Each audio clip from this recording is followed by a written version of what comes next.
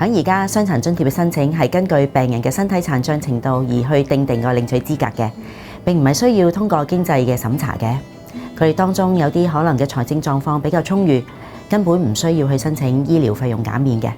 雖然係咁樣，領取傷殘津貼嘅病人如果有經濟嘅困難，可以申請醫療費用嘅減免。通過經濟入息同埋資產嘅審查，合資格嘅病人都可以係獲得醫療費用嘅減免嘅。為咗更有效應付有需要長者嘅醫療服務需求，減輕佢哋嘅負擔，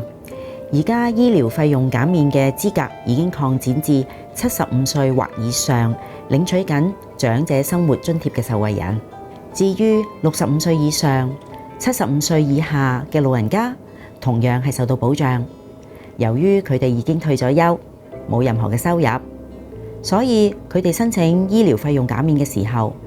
係有65歲長者嘅成員嘅家庭資產會比冇長者成員嘅為高，資產嘅限額會因為每一位長者而提升168000蚊。例如，而家2人嘅家庭資產上限係85000蚊，但係如果其中一位家庭成員係長者，